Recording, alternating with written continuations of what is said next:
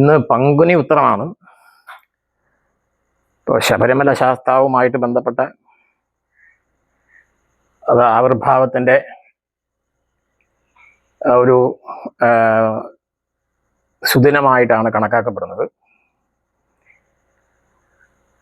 ഈ അതിൻ്റേതായിട്ടുള്ള റിച്വലിസ്റ്റിക് ആയിട്ടുള്ള പ്രോസസ്സ്, അതിൻ്റെ ചരിത്രവും പുരാണവും ഒന്നും ഞാനിപ്പോൾ പറയുന്നില്ല. അതൊക്കെ നിങ്ങൾക്ക് ആവശ്യം പോലെ പുസ്തകത്തിലോ അല്ലെങ്കിൽ ഗൂഗിൾ സെർച്ച് ചെയ്ത് കിട്ടുന്ന കാര്യമാണ്. ഇപ്പോൾ ഞാനിവിടെ പറയാൻ പോകുന്നത് എന്താ വെച്ചാൽ, സുമേരു മഠത്തിൽ ആരാധിച്ചു വരുന്ന ശാസ്ത്ര സങ്കല്പത്തിനെ പറ്റിയാണ് ഞാൻ പറയാൻ പോകുന്നത്.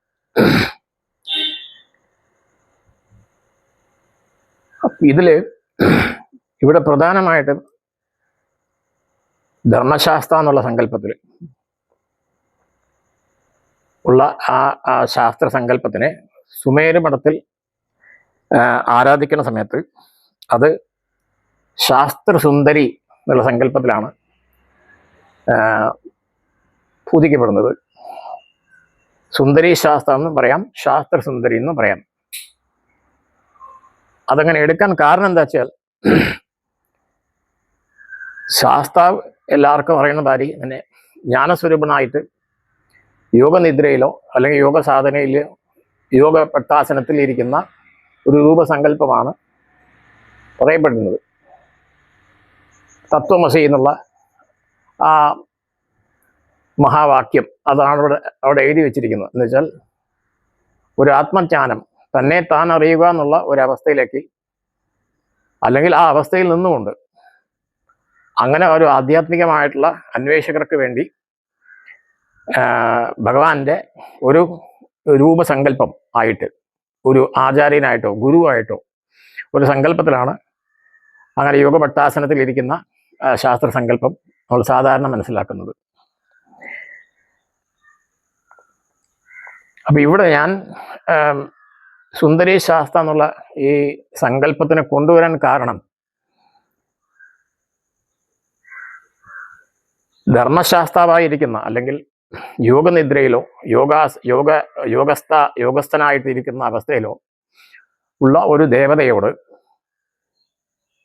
നമ്മൾ സാധാരണഗതിയിൽ ഒരു മനുഷ്യനുണ്ടാകുന്ന ലൗകികമായിട്ടുള്ളതോ അല്ലെങ്കിൽ അവൻ്റെ ബാക്കിയുള്ള ആവശ്യങ്ങളെ ആവശ്യ പൂർത്തീകരണത്തിന് വേണ്ടിയിട്ട് നമ്മളൊരു പ്രാർത്ഥിക്കുന്ന സമയത്ത് അത് എത്രത്തോളം ഫലവത്താകും.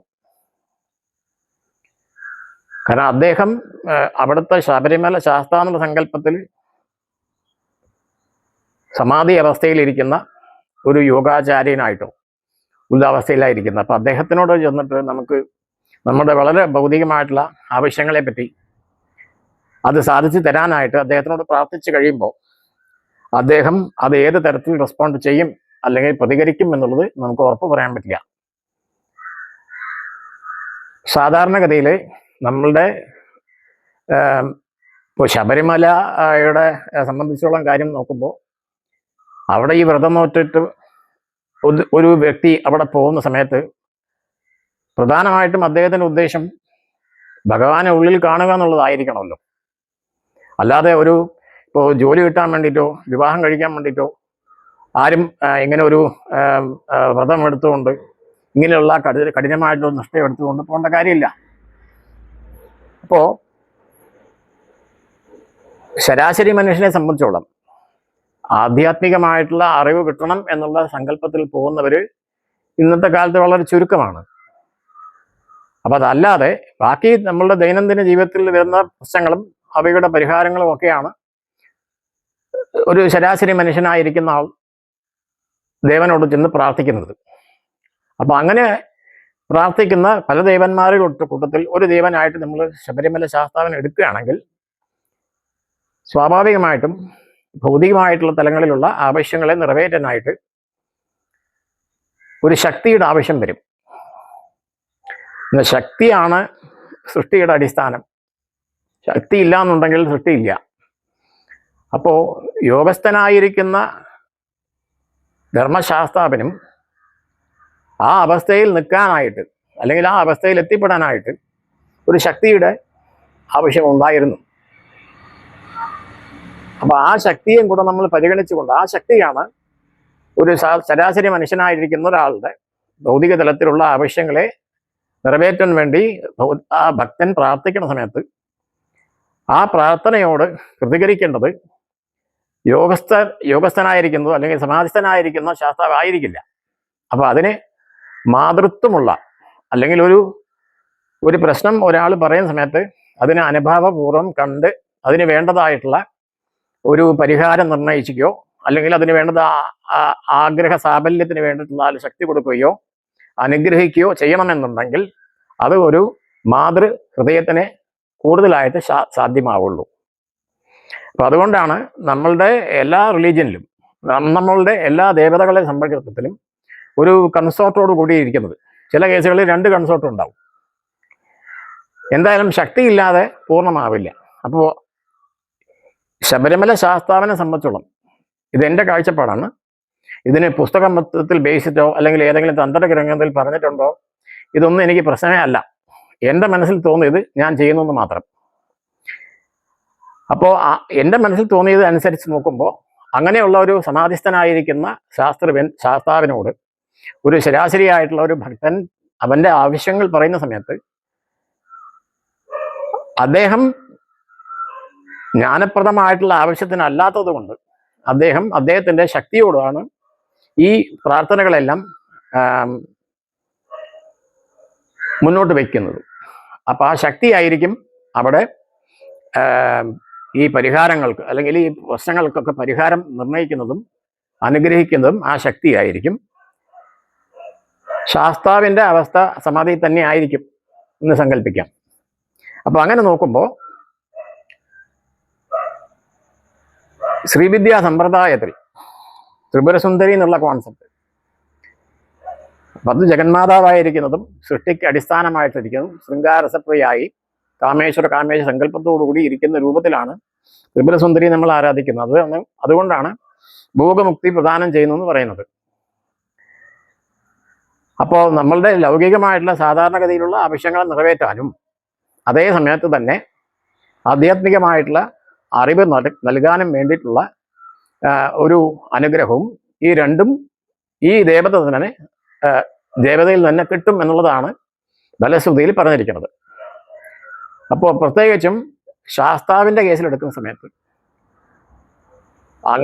അദ്ദേഹം സമാധിസ്ഥനായിട്ട് യോഗാവസ്ഥയിൽ ഇരിക്കുന്നതായതുകൊണ്ട് മോക്ഷം എന്നുള്ളത് ഉറപ്പാണ്. അദ്ദേഹത്തിനെ ഉപാസിച്ചു കഴിഞ്ഞാൽ മോക്ഷം എന്നുള്ള ആ ആസ്പെക്ട് നമുക്ക് പരിഹരിച്ച് കിട്ടും. പക്ഷേ ഭോഗം എന്നുള്ള അവസ്ഥയിലേക്ക് സമാധിസ്ഥരായിരിക്കുന്ന ഒരു ദേവന്റെ മുമ്പിൽ ഭോഗം എങ്ങനെ വരും എന്നുള്ളതാണ്. കാരണം അദ്ദേഹത്തിനെ സംബന്ധിച്ചുള്ള അദ്ദേഹം സമാധി അവസ്ഥയിൽ ഇരിക്കുന്ന ഒരു വ്യക്തിക്ക് ലൗകികമായിട്ടുള്ള സുഖസൗകര്യങ്ങളെല്ലാം ചെല്ലുന്ന അപ്പുറത്താണ് നിൽക്കുന്നത്. അപ്പോൾ സ്വാഭാവികമായിട്ടും ഭോഗം കഴിഞ്ഞിട്ടുള്ള ഒരവസ്ഥയാണ് മോക്ഷം. അതാണ് നമ്മൾ ധർമ്മ അർത്ഥ കാമമോക്ഷം എന്നാണ് പറയുന്നത്. ധർമ്മം, അർത്ഥം, കാമം, പിന്നെ മോക്ഷം, അങ്ങനെയാണ് പറഞ്ഞിരിക്കണം. അപ്പൊ കാമത്തിനെയാണ് ഏറ്റവും മോക്ഷത്തിന് അടുത്ത് നിർത്തിയിരിക്കുന്ന ആയിട്ടുള്ള ഒരു ഫാക്ടറായിട്ട് പറയുന്നത്. അപ്പൊ ധർമ്മത്തിലൂടെ ഉണ്ടാകുന്ന അർത്ഥം വെച്ചാൽ ധനം, ആ ധനത്തിനെ കൊണ്ട് കാമപൂരണത്തിന് വേണ്ടി ഉപയോഗിച്ച് കഴിഞ്ഞാൽ അതാണ് മോക്ഷം കിട്ടുക. അപ്പൊ ധർമ്മത്തിൽ അല്ലാതെ അധർമ്മത്തിലൂടെ ഉണ്ടാക്കിയ അർത്ഥമാണെങ്കിൽ അതിലൂടെ നടക്കുന്ന കാമപൂരണം പൂർത്തീകരിക്കപ്പെടില്ല അതാണ് സൂചിപ്പിക്കപ്പെടുന്നത്. അപ്പോൾ അങ്ങനെയുള്ള ആ കാമം പൂർത്തീകരിക്കപ്പെട്ടാൽ മാത്രമേ മോക്ഷം എന്നുള്ള അവസ്ഥയിൽ എത്തുള്ളൂ. അപ്പൊ ഇവിടെ ധർമാർത്ഥ കാമമോക്ഷത്തിൽ പറയുന്ന സമയത്ത് മോക്ഷം എന്തായാലും സമാധിയിലിരിക്കുന്ന ആ ദേവതയ്ക്ക് തരാൻ പറ്റും. പക്ഷെ ഭോഗം എന്നുള്ള അവസ്ഥയിലേക്ക് ആ അവസ്ഥയിലേക്ക് അതിൻ്റെതായിട്ടുള്ള അനുഗ്രഹങ്ങൾ നൽകാൻ ശക്തിക്ക് മാത്രമേ പറ്റുള്ളൂ. അപ്പൊ അങ്ങനെ നോക്കുമ്പോഴാണ്, അങ്ങനെയാണ് ഈ ശാസ്ത്രസുന്ദരി എന്നുള്ള സങ്കല്പത്തിലേക്ക് വരുന്നത്. അപ്പോൾ ആദിപരാശക്തിയായിരിക്കുന്ന, എല്ലാറ്റിലും അധിപതിയായിരിക്കുന്ന, ആദി പ്രകൃതിയായിരിക്കുന്ന, മൂലപ്രകൃതിയായിരിക്കുന്ന, കാമകലയായിരിക്കുന്ന ആ ത്രിപുരസുന്ദരി തന്നെയാണ് ആ ശാസ്ത്രജന്റെ ശക്തിയായിട്ട് വരുന്നത്. അങ്ങനെയാണ് ഈ ശാസ്ത്രസുന്ദരി എന്നുള്ള ഒരു കോൺസെപ്റ്റിലേക്ക് ഞാൻ എത്തിച്ചേരുന്നത്. ഇതിപ്പോ ശ്രീവിദ്യാ സമ്പ്രദായത്തിലുള്ള ആൾക്കാർക്ക് അറിയും. ശാസ്ത്രസുന്ദരി മാതിരി തന്നെ ഗോപാലസുന്ദരി ഉണ്ട്, നൃസിംഹസുന്ദരി ഉണ്ട്, ദക്ഷിണാമൂർത്തി സുന്ദരി ഉണ്ട്. ഇങ്ങനെ സുന്ദരിയുമായിട്ട് ബന്ധപ്പെട്ടിരിക്കുന്ന പല ദേവതകളെയും നമുക്ക് സുന്ദരിയുമായിട്ട് ബന്ധപ്പെടുത്തി ഒരു ഒരു ഒരു ഒരു ഒരു ഒരു യൂണിറ്റായിട്ട്, പ്രത്യേകമായിട്ട് ഒരു യൂണിറ്റായിട്ട് നമുക്ക് സങ്കല്പിക്കാൻ പറ്റും. അപ്പോൾ ഈ ഗോപാലസുന്ദരിമാര് തന്നെയാണ് ഞാൻ ഈ ശാസ്ത്രസുന്ദരി എന്നുള്ള ഈ സങ്കല്പത്തിൽ ഞാൻ എടുത്തിരിക്കുന്നത്. അപ്പൊ ഇത് എടുക്കുന്ന സമയത്ത് ഇതിനൊരു പ്രത്യേക ചരിത്രമുണ്ട്. എന്നുവെച്ചാൽ അത് ആത്മകഥയുമായിട്ട് ബന്ധപ്പെട്ടതാണ്. എന്തുകൊണ്ട് ഞാൻ ഈ ശാസ്ത്രസുന്ദരിയുള്ള സാധനയ്ക്ക് ഇറങ്ങി എന്നുള്ളതിനെ പറ്റി ഒരു വിശദമായിട്ട് പറയേണ്ട ഒരു കാര്യമാണ്. കാരണം അത് എൻ്റെ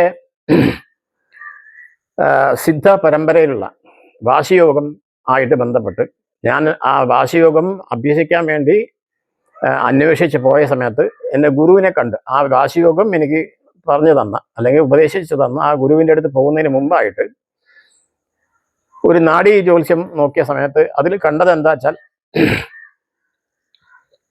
ഒരു ശാസ്താവിനെ ഉപാസന മൂർത്തിയാക്കി വെച്ചിരിക്കുന്ന ഒരു സിദ്ധ ട്രഡീഷനിൽ നിൽക്കുന്ന ഒരു ആചാര്യനിൽ നിന്ന് മാത്രമേ ഞാൻ വാശിയോഗം സ്വീകരിക്കാൻ പാടുള്ളൂ എന്നാണ് കണ്ടത്. അപ്പൊ ഇത് സാധാരണഗതിയിൽ ഞാൻ അന്വേഷിച്ച സമയത്ത് സാധാരണഗതി സിദ്ധന്മാർക്ക് ഉപാസന മൂർത്തിയായിട്ട് പ്രധാനമായിട്ട് വരുന്നത് ശിവനും സുബ്രഹ്മണ്യനുമാണ്.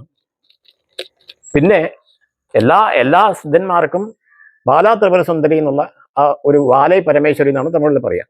അപ്പൊ ബാലാ ത്രിപുരസുന്ദരിയാണ് ഒരു മൂന്നാമതായിട്ട് വന്ന് ഉപാസന മൂർത്തി.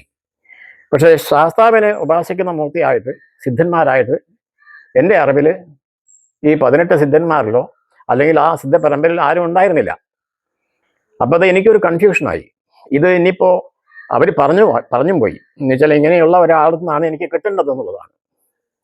അപ്പൊ അതുമായി ബന്ധപ്പെടുത്താണ് ഞാൻ ഇങ്ങനെ അന്വേഷിച്ചു കൊണ്ടിരുന്നത്. പല സിദ്ധ പരമ്പരയിലും അന്വേഷിച്ചു നോക്കി. അപ്പൊ അവർക്കൊന്നും എനിക്ക് ഇങ്ങനെ സിദ്ധ പരമ്പരയിൽ ശാസ്താവിനെ ആരാധിച്ച് വരുന്ന ഒരു ക്രിയ കണ്ടില്ല. അപ്പൊ അങ്ങനെ ഇരിക്കെ ഞാൻ യൂട്യൂബിൽ സെർച്ച് ചെയ്ത സമയത്ത് മൂന്നാമത് കണ്ണ് പറഞ്ഞൊരു സൈറ്റ് ഉണ്ട്, ഒരു ചാനലുണ്ട്. അതിലൊരു വീഡിയോ കാണാനിടയായി. അപ്പൊ അതില് നാരായണ സ്വാമി എന്നാണ് പേര് അദ്ദേഹത്തിന്, പാട്ടുസ്വാമി എന്നാണ് പറയപ്പെടുന്നത്. ഗൂഗിളിൽ സെർച്ച് ചെയ്താൽ കിട്ടും, പാട്ടുസ്വാമി എന്ന് അടിച്ചു കഴിഞ്ഞാൽ വരും. അപ്പോൾ ആ പാട്ടുസ്വാമിയുടെ അത് നോക്കി, അവരുടെ യൂട്യൂബ് നോക്കിയ സമയത്ത് അതൊരു അത്ഭുതമായിരുന്നു. കാരണം അദ്ദേഹം പറയുന്നത്, അദ്ദേഹത്തിന് ആദ്യത്തെ ഒരു വീഡിയോയിൽ പറഞ്ഞത്, അദ്ദേഹത്തിന് വാശിയോഗം ദീക്ഷയായി കിട്ടിയത് കാകഭുജണ്ഡർ എന്ന മഹാസിദ്ധന്റെ അടുത്തുനിന്ന് ആണ് കിട്ടിയെന്നാണ് പറയുന്നത്. അദ്ദേഹത്തിന്റെ വീഡിയോയിൽ പറഞ്ഞ എന്താ വെച്ചാൽ, അദ്ദേഹത്തിന്റെ തപസ് ചെയ്തുകൊണ്ടിരിക്കുന്ന ആ വീടിൽ ഒരു അണ്ടർഗ്രൗണ്ടിൽ ഭൂഗർഭത്തിലായിട്ടൊരു ഗുഹ ഉണ്ടായിരുന്നു. ആ ഗുഹയിൽ അദ്ദേഹം ഇരുന്ന് തപസ് ചെയ്യുകയായിരുന്നു അദ്ദേഹത്തിന്റെ രീതി. അപ്പോൾ ഇദ്ദേഹം പറയുന്നത് കാകഭുജണ്ഡർ തന്നെ നേരിട്ട് വന്ന് അദ്ദേഹത്തിന് വാശിയോഗം ഉപദേശിച്ചു കൊടുത്തു എന്നാണ് പറയുന്നത്. അപ്പോൾ അതിന് ഈ കാകഭുജണ്ഡർ തന്നെ വരാൻ കാരണം കാകഭുജണ്ഡർക്ക് നിർദ്ദേശം കിട്ടിയത് അയ്യപ്പനുമായിട്ട് ശബരിമല ശാസ്താവാണ് ഈ കാകഭുജണ്ഡരുടെ അടുത്ത് പോയി പാട്ടുസ്വാമി എന്നുള്ള ആൾക്ക് വാശിയോഗം നൽകാനായിട്ട് അല്ലെങ്കിൽ ഉപദേശം കൊടുക്കാനായിട്ട് ആജ്ഞാപിച്ചത്. ഇതാണ് അതിൻ്റെ എന്താ പറയുക വളരെ ക്യൂരിയസ് ആയിട്ടൊരു ഭാഗം.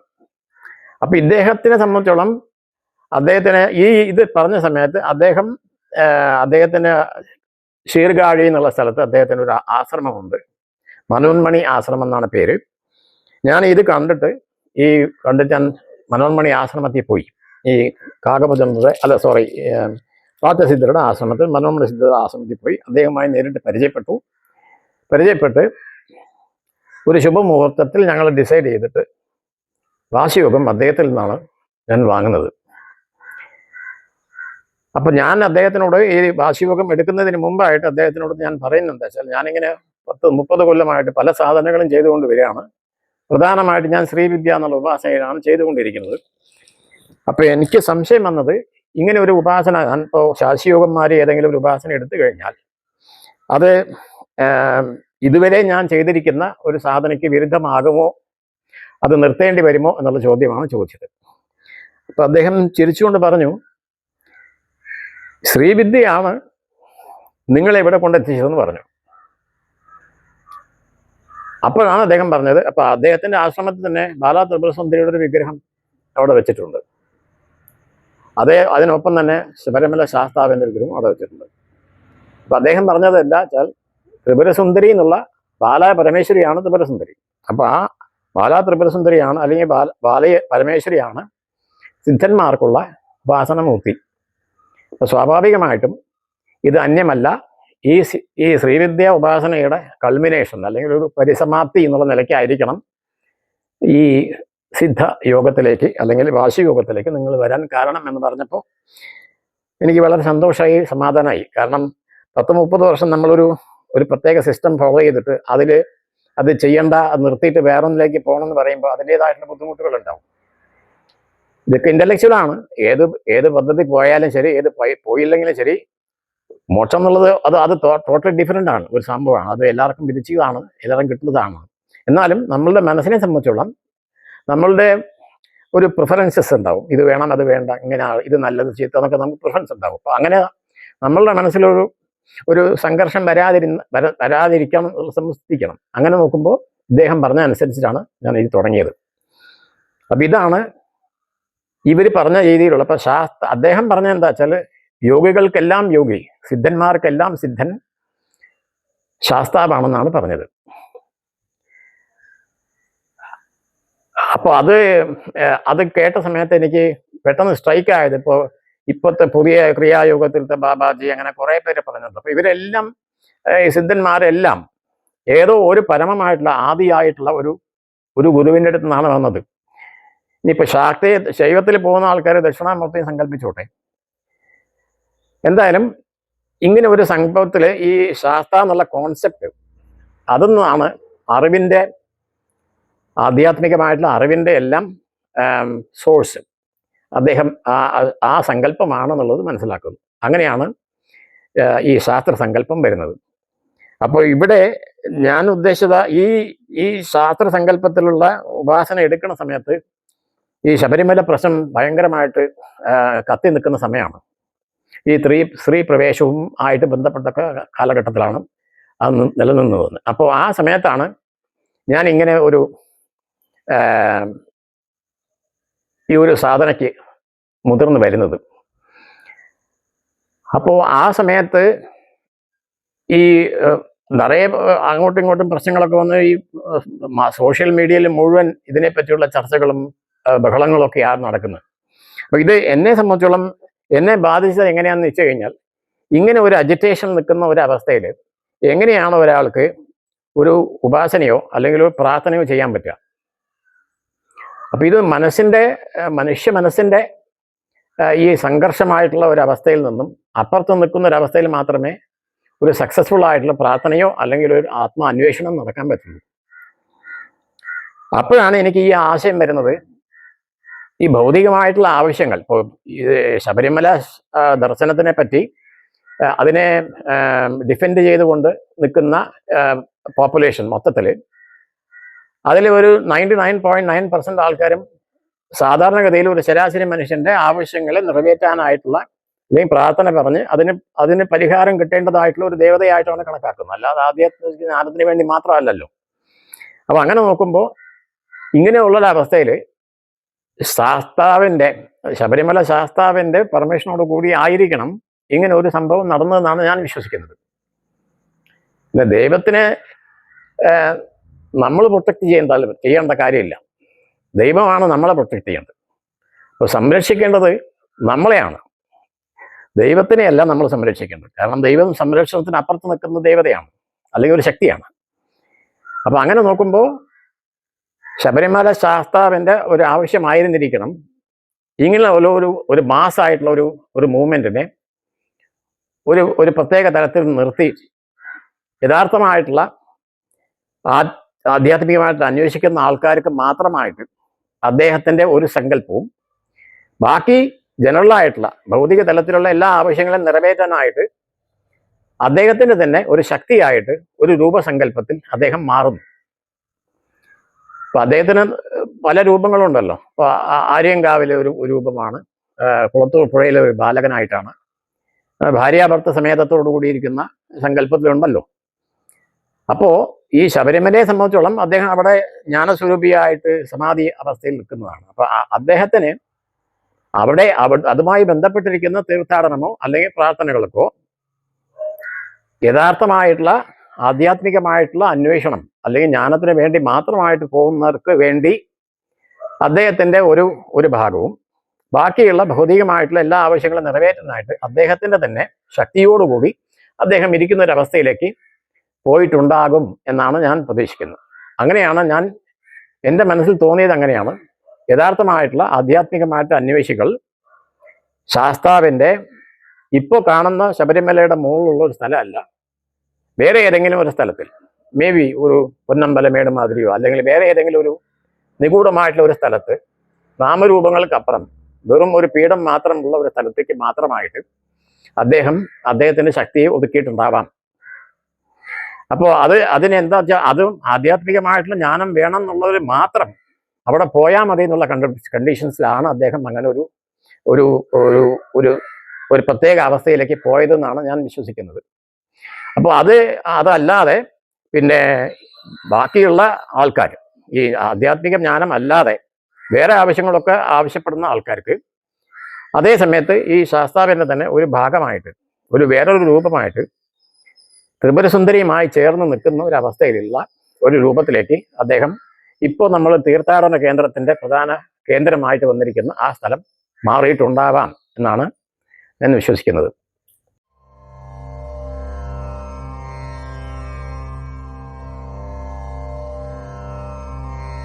Oh